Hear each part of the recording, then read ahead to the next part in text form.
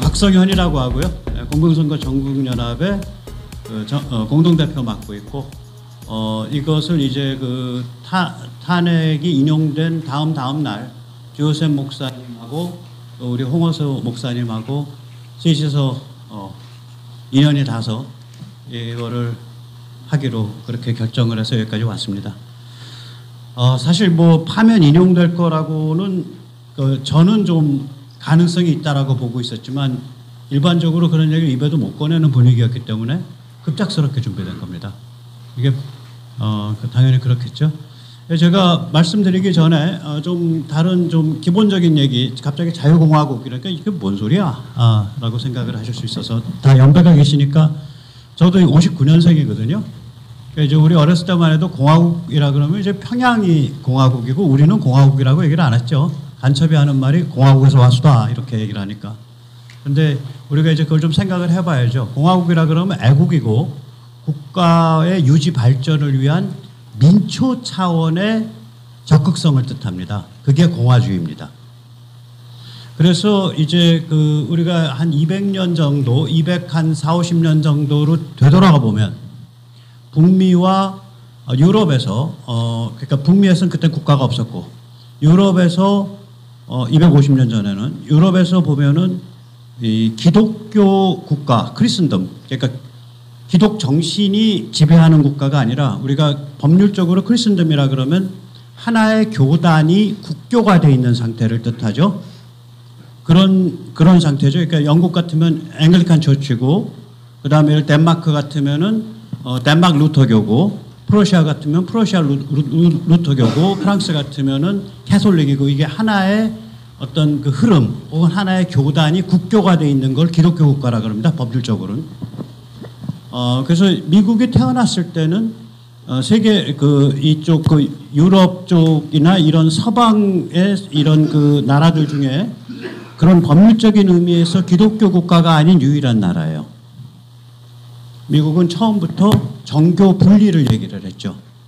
그래서 특정 교단이 국교가 되는 것을 막았어요. 미국은. 그럴 수밖에 없었을 거예요. 여러 배경을 가진 이민자들이 오니까 특정 교단으로 국교를 만들 수가 없었던 상태겠죠. 그럼에도 불구하고 세계 경영학의 아버지 그러니까 피터 드러커죠. 경영학의 아버지니까 전공이 경영학일 수가 없죠. 경영학 만든 사람이니까. 이 사람은 이제 사회철학자예요. 그리고 이 사람이 쓴 책은 1933년에 나치가 집권을 했을 때 나치 금서 1호입니다. 그러니까 이 독일에 있어서 이 시민사회, 군부, 그 다음에 문민관료, 민주주의 이거를 다룬 책이어가지고 나치의 그 나치 금서 1호가 됐던 사람인데 이 사람이 미국에 대해서 뭐라 그러냐. 미국의 천재성은 정치에 있다. American genius is in politics라고 말을 합니다. 그러면서 이 사람이 얘기를 하는 게 뭐냐면 교회가 그 로컬 커뮤니티 그러니까 이 지역 사회에서 이 민주주의를 이끌고 있고 리더십을 발휘하고 있다. 이러면서 이제 이 똑같은 얘기를 누가 관찰을 하냐면 프랑스 혁명 직후에 그 프랑스에서 그 아주 잔혹하게 목이 잘리는 그런 폭도적 피바다에 넌더리를 내고 미국을 관찰해서 세계적인 역작, 미국의 민주주의라는 역작을 남긴 알렉산더 토크빌이라는 아주 유명한 사상가 역시 똑같은 얘기를 해요. 저는 한국에서의 교회의 그 힘과 잠재력은 어마무시하다 그래요. 아까 우리 홍 목사님도 말씀하셨듯이 그러니까 이런 그 난세 이렇게 모든 도덕 기준과 기타 등등이 무도덕하게 다 무너져가는 상태에서 우리가 차별금지법이라든지 사실은 그 법률 이름도 엉터리예요. 외국에서는 다 평등법이라 그럽니다. 차별금지라는 말은 없어요. 평등법이에요. 전부 법률 이름이 평등법인데 그 평등법을 막아내고 그 다음에 젠더 그 해체주의를 막아내는 유일한 나라죠. 선진국 중에서는. 그럼에도 불구하고 이번 부산 교육감 선거에서도 드러났듯이 또 이제 그 윤 대통령의 계엄과 파면에 이르는 일련의 정치적 위기를 불러일으킨 국회 독재에서도 드러났듯이 유독 현실 정치에 가면 교회가 힘을 못 써요. 그러니까 이거는 좀 특이한 일이죠. 왜 그럴까 생각을 해보면 뭐 여러 가지 이유가 있겠지만 그 이유는 제가 이제 생각을 해보시고 중요한 건 뭐냐면 이제 교회가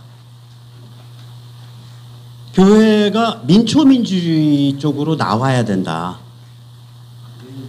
그러니까 동네에서 로컬에서 민초민주주의 그러니까 그래스루트 데모크라시에 관한 걸로 나와야 된다. 이게 힘든 게 이제 미국 같으면은 각 그 지역에 옛날에 이제 그 교회가 하나잖아요. 로컬에서 그 조그만 뭐 1,000명, 2,000명 단위의 교회가 하나인데 여기는 이제 교회가 굉장히 많다 보니까 이런 많은 교회들이 하나의 로컬 안에서 그럼 우리 신도들끼리 만나서 우리 장로들끼리 만나서 우리 목사들끼리 만나서 어떻게 네트워크를 만들어야지 이게 모델이 안 만들어져 있는 거예요. 그래서 저는 여기 오기 전에 마음속으로 뭘 빌면서 왔냐면은 이번 부산에서의 이 일이 그 같은 모델을 세우는 데 있어서의 하나의 시금석, 하나의 굉장히 유의미한 실험이 됐으면 좋겠다. 그걸 바라면서 왔고 그래서 이 제목이 이렇게 터무니없이 멋있게 나온 거예요. 자유공화국과 공정선거. 일단 제목을 크게 구라를 쳐야 그 다음에 뭘 얘기를 드리는 거니까. 뭐 이거 다 우리가 제가 오늘 시간이 많지 않아서 그냥 퍽퍽 건너뛰겠습니다. 우리가 지금 해야 될 일은 보면은 이제 캠페인을 정확하게 아이템을 설정을 해야 되고요. 그 다음에 지금 이제 윤석열 대통령 같은 경우는 지금 내란에 관한 법률 방어를 하느라고 정신이 없을 텐데 결국은 방어가 될 겁니다. 또 방어가 안 돼서 감옥에 있다 그래도 그 사람 없어지는 거 아니니까 굉장히 중요한 전략적 정치 자산으로 활용을 해야 돼요. 저는 굉장히 냉정한 언어를 쓸게요. 제가 아주 존경스러운 언어 쓰면 저 윤빠 와가지고 장사한다라고 생각하실 테니까 굉장히 냉정한 언어를 쓰겠습니다. 그 다음에 세 번째는 대선 전국에서의 결정적 기여를 할 수 있으면 좋겠죠. 네 번째는 이제 국힘 정치인 후보 당선자에 대한 영향력을 좀 확보할 수 있으면 좋겠죠. 우리가 한 4가지 정도의 과제가 있다고 생각을 합니다. 저는 이제 여기서 캠페인과 조직의 관계를 좀 말씀을 드리고 싶은데요. 조직 없으면 캠페인이 안 나오고 캠페인이 없으면 조직이 안 나옵니다. 캠페인을 잘 택하고 그 캠페인을 전개하는 방식, 그 행태, 이거를 잘 구상을 하면 그걸 통해서 조직이 성장을 하고 조직이 성장을 하면 그 다음에 보다 고급진, 보다 활발한 캠페인을 할 수가 있게 돼요. 다시 말하자면 지금 우리가 부닥쳐 있는 문제는 뭐냐면 만약에 교회가 기독교 공동체가 크리스천 커뮤니티가 민초민주주의, 공화주의의 영역으로 나온다고 했을 때 어떻게 하면 그게 로컬 차원, 그게 국회의원 선거구 차원이든 한 100만 규모의 차원이든 혹은 부산 규모의 광역 차원이든 간에 어떻게 하면 로컬 규모에서 목사, 장로, 신도로 이어지는 이 연결고리하고 로컬에서 그냥 해쳐 모여서 모이는 이거하고 어떻게 하면 양쪽이 엮일 수 있는 구조를 만들 수 있냐. 결국 그 게임이라고 저는 보는 거죠. 이런 문제고요. 예. 그래서 이 캠페인과 조직의 성장은 이제 같이 가는 거예요. 이거는 뭐 우리가 존경에 맞지 않는 우남. 저는 이승만이라고 얘기 안 해요. 이승만이라고 부르면 항상 대통령 붙입니다. 호가 있는데 어떻게 이름을 함부로 부르냐 이거지. 그래서 역시 혹시 여기서 많은 분들이 우남 전에 동아대학교 앞 거기가 뭐 있고 그 자리도 있고 그러죠. 기도하신 자리도 있고 우남에 대해서 생각하시면 이승만 대통령이라고 부르시든지 우남이라고 부르시든지 하면 좋겠습니다.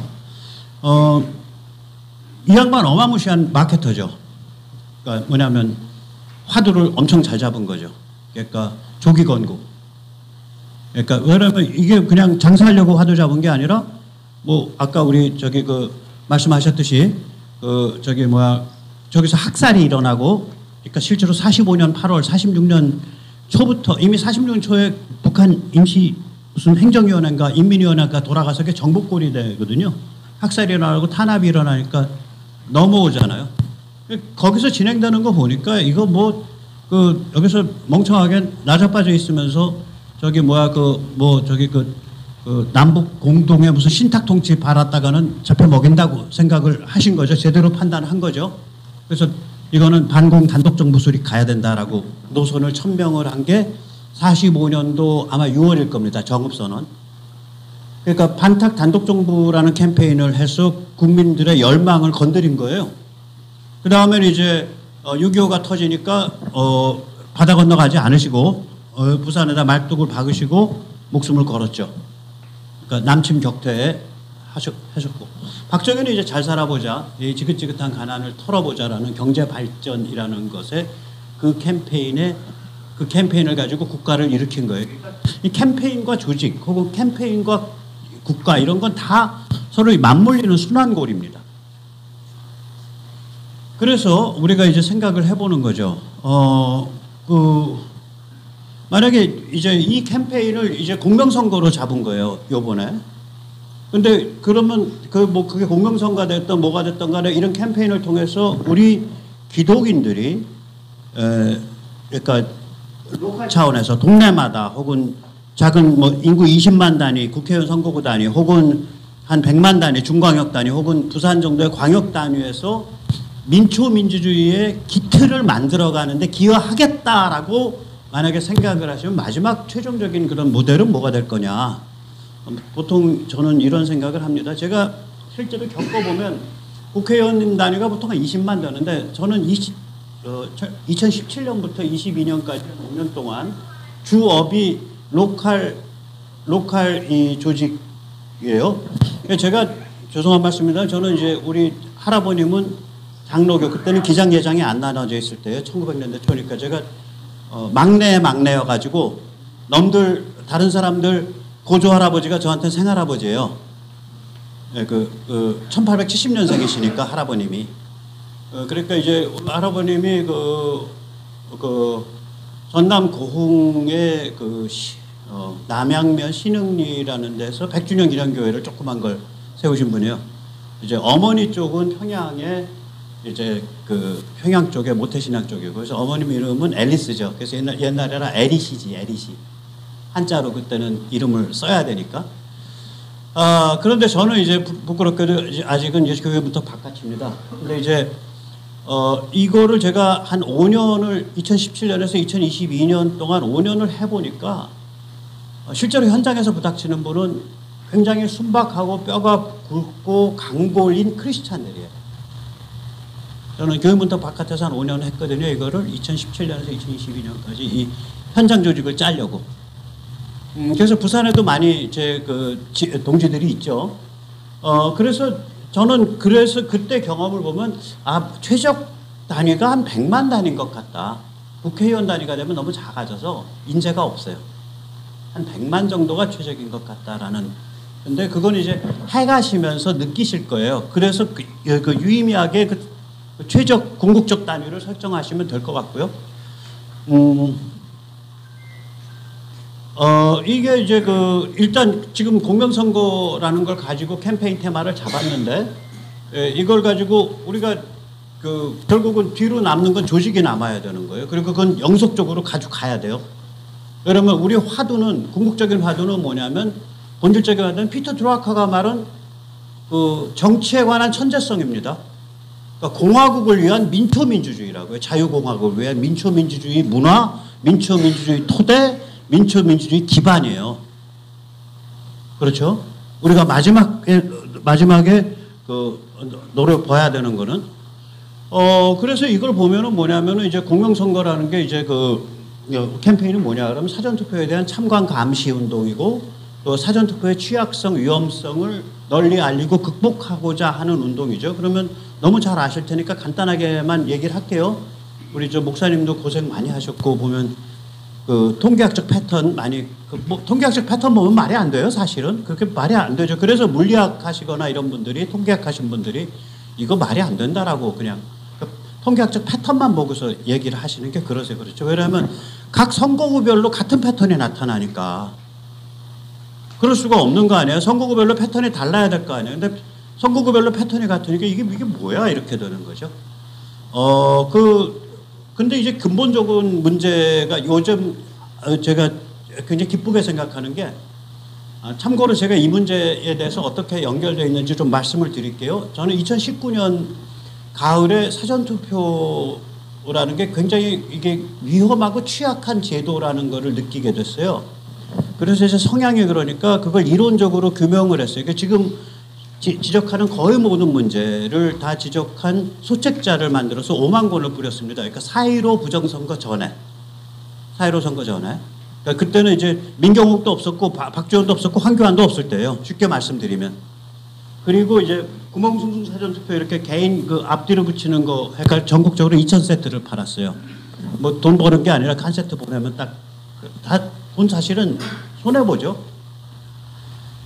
책은 한 권에 200원 정도 제작비였는데 제가 만 원을 주문하면 50권, 40권을 보내드렸으니까. 그러니까 돈 벌려고 한 게 아니죠. 그리고 이제 디지털 파일은 공짜였고. 그런데 그래가지고 제가 나중에 보통 이 사전투표를 반대를 하면 타인의 선거의 자유 방해죄로 고발을 당해요. 근데 저는 좀 조직적으로 일을 붙었더니 마피아로 고발을 당한 거예요. 선거범죄, 조직 선동죄. 네, 그러니까 둘 다 걸렸어요. 그러니까 2년 동안 싸워가지고 이제 무죄를 받았는데, 그러고 나서 이제 2021년이죠. 2022년에 미국 교포의 도움을 받아서 지금 이렇게 부정선거 이렇게 관심 있으신 분은 프레드 플라이슨이 이런 사람들, 미국인들하고 같이 박주현 변호사나 이렇게 만나는 그런 민경욱 의원 만나는 자리 그런 것들 많이 이번에 보도됐었잖아요. 그거를 미국 교포의 도움을 받아서 프레드 플라이츠 그 다음에 그런 미국인들하고 한국의 박주현 그 다음에 박주현 아니고 민경욱 그리고 이제 아까 언급하신 서울대 물리학과 교수죠. 아마 통계학과 박성현 교수 저랑 이름이 같습니다. 한림원 원장하신 분 그런 분들 이렇게 해가지고 한국 쪽은 패널을 하이아트에 모으고 미국 쪽은 각각 자기 집에 모여서 한미 공동 세미나를 제가 추진했었어요. 컨퍼런스를. 그게 2021년입니다.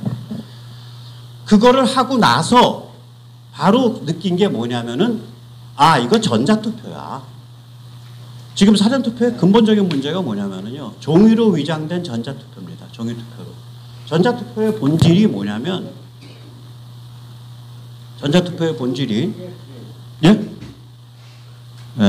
전자투표의 본질이 뭐냐면은 이겁니다. 중앙 서버랑 실시간 통신을 하는 거가 전자투표의 본질이에요. 사전투표가 아무 데서나 불쑥투표를 하잖아요.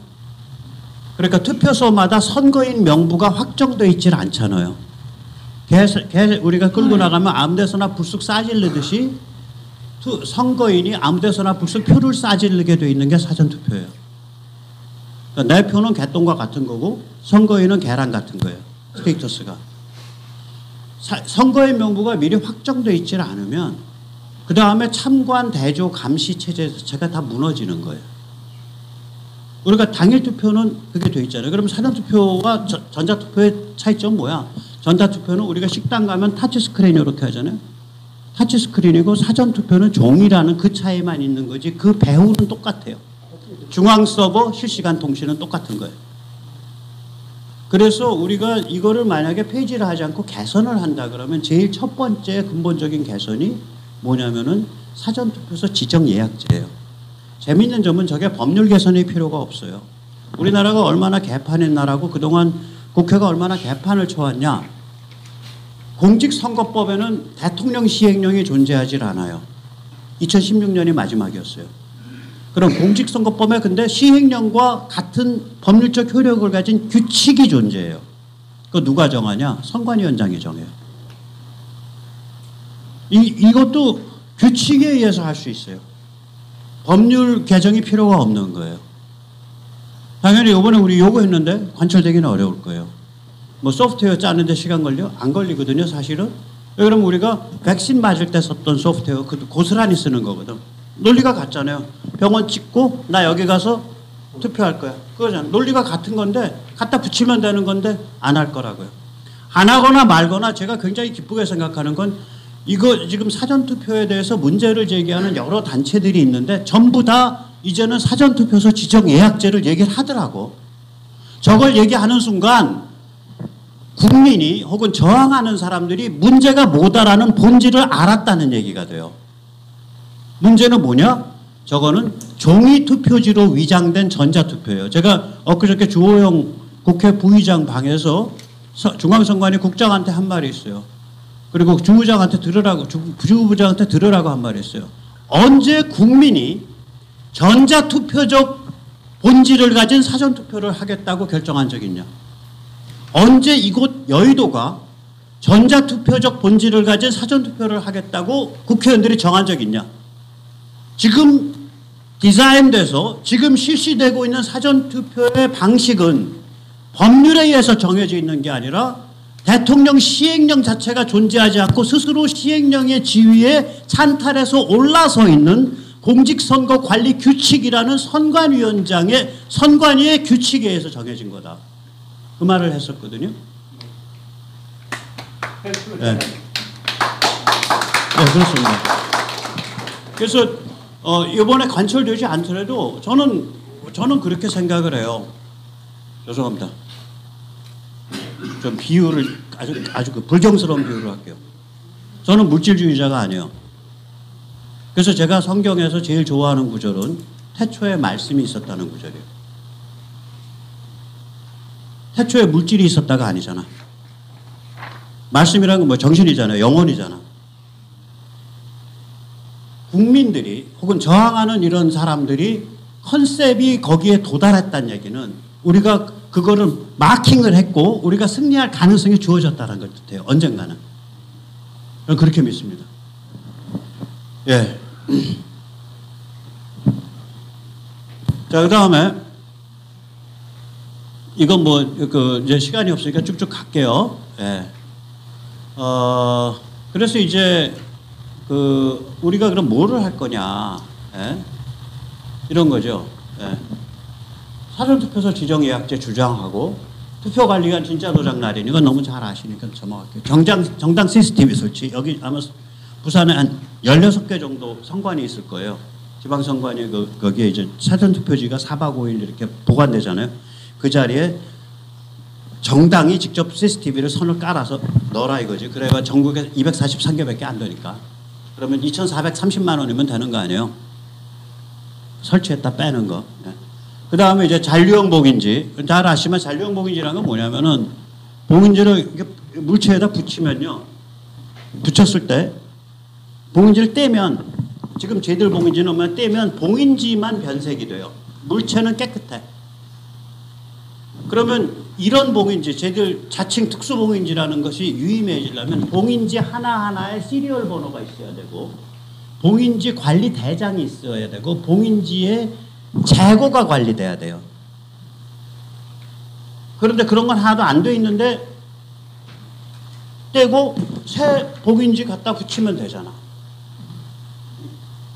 비잔류형은. 지금 쟤들 그래요. 잔류형은 뭐냐면 이걸 뗐을 때 물체에 아세톤이 아니면은 안 지워지기가 좀 곤란한 흔적이 남아요. 그걸 잔류형이라고 그래요. 혹은 잔류 파쇄형이라고 그래요. 그러니까 잔류형 봉인지를 쓰고 일단 뭔가 봉인을 하면 그거는 개표할 때만 해제해라. 뭐 그런 거죠. 국힘을 향해서는 이제 선관위원을 제대로 뽑고 교육해서 운영해라. 이거 많이 해주셔야 돼요. 이 선관위원 중에 지방선관위의 선관위원 중에 한 명이 국힘이 추천한 선관위원이에요. 여기다 힘이 있으신 그 교계 지도자들이시니까 국힘 의원과 국힘 원외 당협위원장한테 하면 선관위원을 소개해달라 그러세요. 그래서 만나셔야 돼.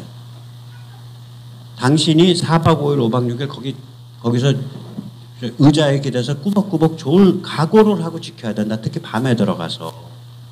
그리고 혹시 불미스러운 일이 생겨서 우리가 당신 부르면 당신이 와서 우리를 도와줘야 된다. 이 지방선관위원이 중앙부처 과장급인가 그래. 예우가. 함부로 못 건드립니다.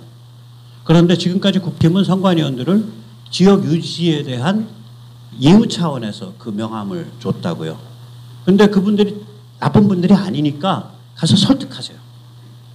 도와달라고. 그분들이 나서면 많은 문제가 해결됩니다. 여기 다 교계 지도자들이니까 이렇게 다리 놓으면 다 통할 거예요. 그 리스트 조금 있으면 123 코리아에 뜨거든요. 각 지방선관위에 국힘이 추천한 선관위원들의 명단. 저희. 그래서 그거 꼭 해주셔야 되고. 그 다음에 이제 또 이 국회의원이나 당협위원장을 만났을 때 해주셔야 될 게 뭐냐면 투개표 참관인을 우리가 교육시키겠다고 우리 쪽에서 좀 마인드가 좀 돼 있고 눈이 부리부리한 사람을 좀 일부 넣자. 이걸 이제 선거판에서 열심히 뛰어온 현직 사람들한테 그래도 어떻게 용돈이라도 쓰세요라는 배려 차원에서 해드리는데 그분들이 또 악한 분들이 아니니까 그분들의 상당수는 교육을 받고 마인드가 생기면 열심히 해요. 제가 보니까 5년 전에는 이 양반들이 국힘 참관위원들이 개다리 딱 뻗어놓고 카톡을 하셨거든. 근데 최근에는 눈 부리부리하고 보고 있어. 사람이 그렇게 아주 훌륭한 사람도 드물지만 아주 악한 사람도 드물잖아요. 그래서 이런 일들을 이 지역사회 지도자이신 이 자리에 기독교 지도자님들이 나서시면 쉽게 하실 수가 있어요. 이거 움직이는 거 굉장히 중요한 겁니다. 그 다음에 우리 멤버들도 이제 몇 명 뽑아서 투개표 참관인은 그게 숫자가 엄청 많으니까 몇 명 집어넣고 이 마인드가 돼 있는 분들을 또 투개표 현장에서 보고 그리고 뿐만 아니라 선관위, 국힘, 현장 등 3차원 지원. 그러니까 지금 이런 거 지금 보시는 이런 걸 좀 다시 만든 거나 이거를 가지고 부산 광역 선관위 앞에서 계속 시위를 하는 게 중요합니다. 지금 전한길 목사가 죄송합니다. 전한길 선생이 서울 과천 중앙선관위에서 계속 시위하듯이. 왜 그러냐면 이게 왜 중요하냐. 제도가 개선이 안 되더라도요. 다른 말로 할게요. 아니 S1 달아놓으면은 뭐 도둑 안 오나? 절여서 덜 오잖아. 무슨 말씀인지 아시겠죠? 이게요 굉장히 조직적인 부정이 있으면 이제 조직적인 거라 자기들의 어떤 종류의 숫자 계산에 의해서 해요. 요번에 표를 몇 프로 정도 물을 타면은 이긴다. 그래서 윤석열 대통령이 당선된 거예요. 자기들 계산하고 윤 대통령 만약에 부정이 있었다면 저는 부정이 있었을 가능성이 있다고 보는데 자기들 계산하고 실제 표와 차이가 나서 윤 대통령이 아슬아슬하게 이긴 거예요. 차이가 난 이유는 뭐냐? 우크라 전쟁 때문이라고 좀 봐요. 우크라 전쟁에서 국민들이 그러니까 저게 달라진 거죠. 자, 그래서 이제 얘기를 제가 너무 길게 했네요. 이제 쭉쭉 넘어가겠습니다. 그래서 우리가 이런 일들을 하는 것들, 이런 공명선거 캠페인을 하는 것들이, 그러니까 만약에 그러니까 이건 뭐랑 똑같으냐면요. 이런 일 소용없다라는 건 뭐랑 똑같으냐면 목격자라는 존재가 소용없다라는 거예요. 목격자라는 존재, 아이위트네스는 범죄를 목격한 사람이지. 혹은 그 옆에서 뭐 항의의 소리를 지른 사람이지. 만약에 목격자라는 존재가 소용없다라고 하시면 이 운동 하실 필요 없어요. 근데 목격자가 존재한다. CCTV가 존재한다. 감시가 존재한다. 그러면서 상대방을 심리적으로 압박을 하고 상대방의 실수를 유도할 수도 있고 상대방을 움츠러들 수도 있다. 그래서 상대방이 10이라는 일을 저지를 거를 팔로 막아서 10을 저질러야 이길 거를 팔로 막았기 때문에 우리가 이길 수 있다. 이럴 가능성. 그 다음에 두 번째로는 그것과 상관없이 그러고 나서 남는 게 우리한테 조직이 남는다.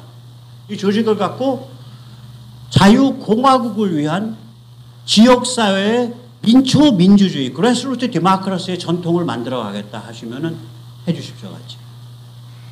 변별점은 거기 있습니다. 네. 거의 다 얘기 드렸고요. 이제 마지막에 그래서 이제 끝나면은 헌법 상권 분립 대통령제 헌법 지키는 운동 해야 돼요. 이거 의원 집정부제 그 다음에 의원 내각제 갖고 제대로 간 나라 하나도 없어요. 선진국 중에 다 망했어요. 우리나라는 저런 거 하면 망합니다. 네, 그 다음에 두 번째는 뭐냐면 지방분권제라는 건 서방 선진국의 헌법학에 없는 개념이에요. 중앙정부 해체해서 중국 공산당에다 입에다 넣어주는 거야. 그러니까 박형준 시장 보고 가서 귀때기 잡고도 당신 헛소리 하지 말라는 얘기를 교회 지도자님들이 해주셔야 돼요. 철딱선에 오는 소리 하지 마. 당신 정치적으로 죽어. 라는 경고를 교회 지도자님들이 해주셔야 돼요. 네. 지금 그걸 뒤에서 움직이는 실세가 박형준, 오세훈이거든요. 그리고 앞에서 그걸 나발 불어주는 게 이쪽 사이드에서는 권성동, 권영세고. 아주 난잡합니다. 진짜 난잡합니다. 그래서 이거 뭐 헌법 운동, 그다음 국회의원 특권 폐지 운동이 굉장히 중요한데 국회의원 불체포 특권 우리나라가 얼마나 개판인지 말씀드릴게요. 미국의 불체포 특권 헌법상에 있습니다. 이게 미국 헌법 조문에 관한 미국 국회의 해설서입니다. 여기 보면 평화의 위배, 평화 위배가 아니면, 그러니까 내란, 중범죄, 평화 위배가 아니면, 내란, 살인, 뭐 평화 위배 이런 게 아니면 국회의원은 체포되지 않는다는데 우리는 뭐가 아니면 체포되지 않는다. 이거조차 없어요. 다시 말해도 손에 뻘겋게 피가 묻지 않는 한 연쇄살인범 바로 중국이랑 만나서 뭐 거래하는 게 아니면은 간첩도 못 잡아요. 현행범이 아니면 우리는. 두 번째로 뭐냐면 이때 이 평화 위배가 뭐냐? 이게 뭐냐면 이 뜻이 뭐냐면 결국은 민사외에 민사만 부체포 특권이지 모든 형사는 체포당한다. 그럼 민사에 왜 체포당하는데 민사에서 벌금 못 내면은 왜 노역형으로 이렇게 대체되잖아요. 그런 거 거부하면 끌고 가서 하거든.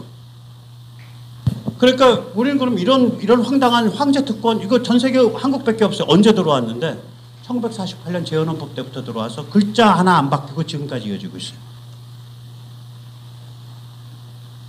완전히 반상이에요.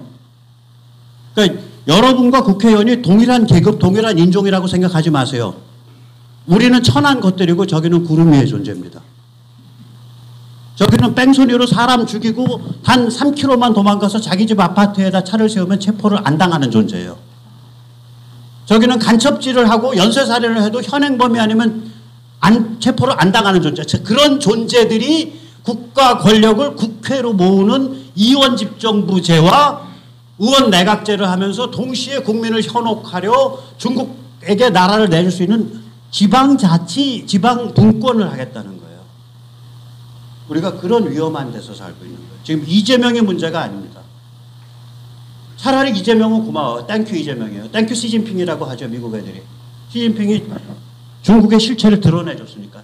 땡큐 이재명이에요. 더불당 친중 카르텔의 실체를 드러내줬으니까. 중요한 건 뭐냐면 그 실체가 드러나지 않은 실세들이에요. 그리고 그러한 것을 부안회동에서 부르짖고 있는 국힘계 정치인들도 굉장히 문제가 많은 거예요. 그런데 국힘계 정치인들은 색깔이 진하지 않아요. 그래서 여기에 계신 분들이 나서면 그들의 난잡함은 90%는 막아집니다. 여러분들이 안 나서셔서 안 막아졌던 거예요.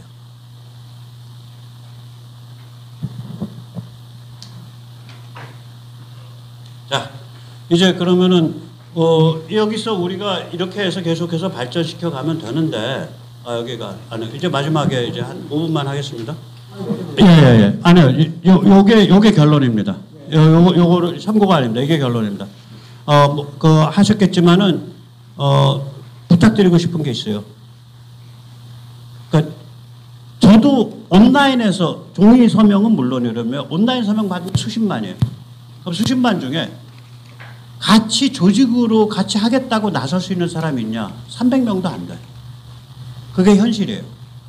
제가 권하고 싶은 건 뭐냐면 여기 계신 분들이 다 이 온라인 가입을 해주시고 그리고 여기 계신 분들이 한 명 한 명이 참여단체, 가상의 참여단체 자격을 부여해 드릴 테니까 가상의 참여단체 관리자가 되면 내가 주변에 끌어들인 사람들이 자기 힘으로 자기 손가락으로 가입했는지 안 했는지를 알 수가 있어요. 그래서 우리 정 목사님이나 박 목사님이 해주실 텐데 여기 이제 여기 보세요. 여기가 잠깐만요. 회원가입에 보시면 여기 보면 참여단체에 보면 공명선거 부산연합 발기인이라는 단체 이름을 가상으로 하나 등록해 놓은 거예요. 그러니까 직접 오늘 지금도 좋고 돌아가셔서 혹은 지금 이 자리에서 나가시면서 직접 가입을 하시면서 참여단체로 공명선거 부산연합 발기인으로 해주세요. 그럼 우리 정 목사님과 박 목사님은 명단에 이름 쓴 사람 중에 우리 박 목사님 저게 보이거든. 도대체 누가 가입 안 했어? 그걸 하셔갖고 돌르셔야 돼. 그 과정을 여기에 계신 한 분 한 분이 또 참여단체로 등록을 해드릴 거예요. 그럼 그분이 자기 주변 사람들한테 너 가입해. 저게 돼야 지역에서 한솥밥으로 해쳐 모여가 된다고요. 예. 네네. 자, 여기까지입니다. 감사합니다. 예.